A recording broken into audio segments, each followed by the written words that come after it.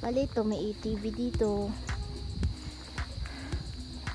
Yung una kong video nung nandito kami, yan, meron akong mga rates doon.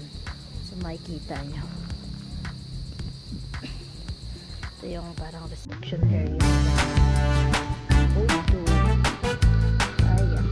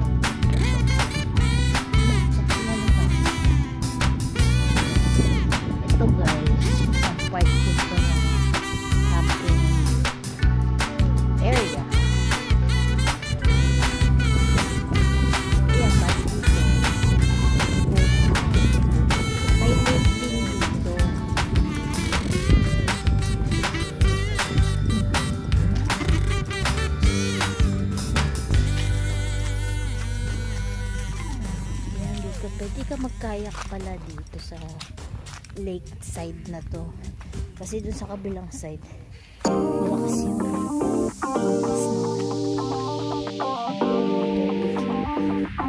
maalon dito sa side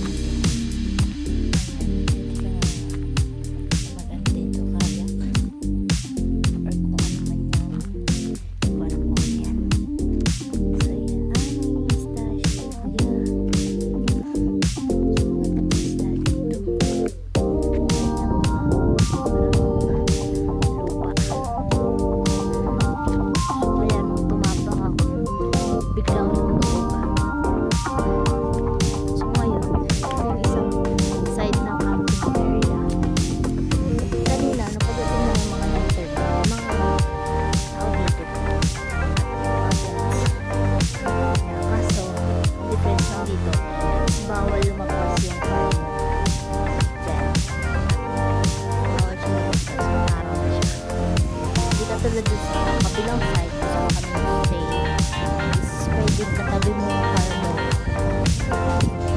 Tapos doon ka mag-set up ng tent. Pwede. So, yung car mo nakapark dyan.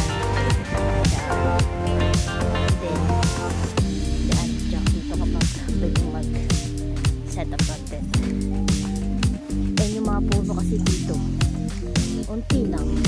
Ayan, ayan. Ayan. Unti lang, tsaka maliit.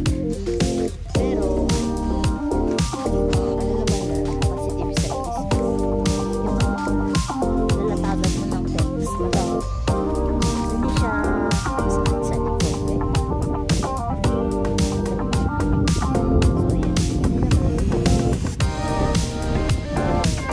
Hapon pa yun sila. O baka day 4.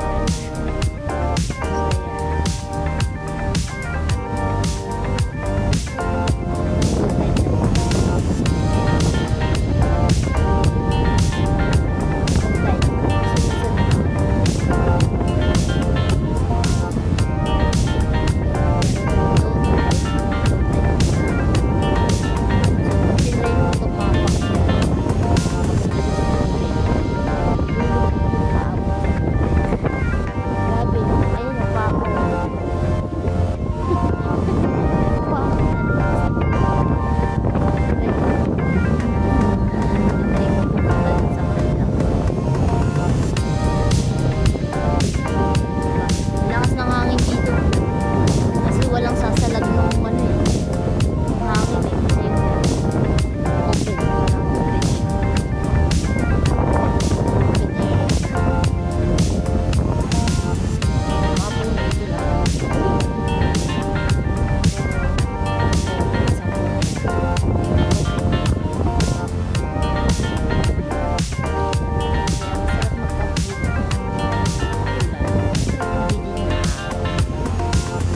Kulimlim lang, ganyan. Kasi ayan, ito yung araw ngayon dyan. Since paano na, pa 5 o'clock na, pa 5 p.m. na, so magsa-sunset na. Kaya hindi na ganun kayunit yung araw. Pero kanina to, maaraw, mainit. So ayan. Maganda naman to area na to. Pero kami mas preferred lang namin doon. Yan guys, di ba maaraw na. Nandun kasi yung sikat ng araw dyan. So tatry natin umakyat dito sa isa sa mga tiny house na merong roof deck o parang ganun. Yan. So kung magre-renta kayo nito, ito yung magiging view nyo. Yan. Depende sa tiny house na kukunin nyo. So madami yan. Madaming choice. So ito. Diba? Kaka-relax. Tapos dyan ka lang. Ito ka lang. Tambay ka lang. Or pwede kayong dito since may kwarto sa baba, pwede kayo dito mag-set din ng camp or ng parang kitchen area nyo para hindi kayo dyan sa baba. Ayan. Kasi sila sa baba. Kami ngayon, ayun, nandun. Kasi madami kaming katabi ngayon. So, 2 car yung katabi namin. Nandun kami sa bandang dulo. Tapos ito, ayan. So, para ito yung maging view nyo pag nag-tiny house kayo. So, kung gusto nyo malaman yung rates sa tiny house, mga tiny houses, iaano ko dito, ililink ko para mapuntahan nyo yung isang video na nandun yung mga rates tsaka yung ibang info about dito sa surf camp Aliraya. So yan lang muna guys. Yan na, dito kasi yung araw, sunrise dito sa side na to, and dun sa kabilang side is yung sunset. So yun, yan na lang muna guys. Magbe-breakfast muna kami. Yan, tiny house. Ito yung unang-unatan, tiny house kasi tiny house 1. Kaya ito yung nadatnan namin dito na mga tapos na. Tsaka yan. Guys, yung tent namin, ayan. So ito yan. Ayan. Tapos bali, ito yung facing mo. Ito yung view. Para from dun sa tent namin, medyo malakas yung hangin. So ayan. Biglang umaraw, lumabas na. Kasi kanina yan, pag na biglang nag-uulam, paano yung ulan, mabagsak. So ayan, medyo madami-daming tao ngayon ng Friday. Pero pwede pa rin. Okay pa rin kasi wala naman mga kasama namin. Katabi namin yung campers din. Tahimik naman sila. Hindi naman nag-iingay ng gabi. So makakapahinga ka talaga.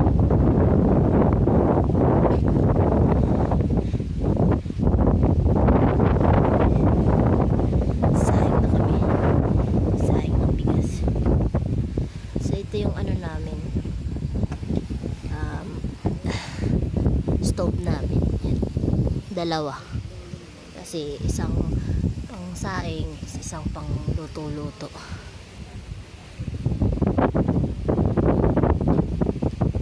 Yan sila.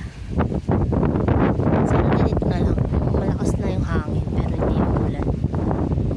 Kasi yan sarap. Patay sa tent na. Yan, tulog na naman.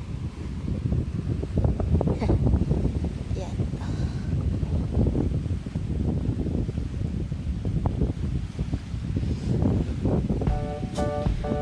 Yan mga guys, luto muna kami breakfast.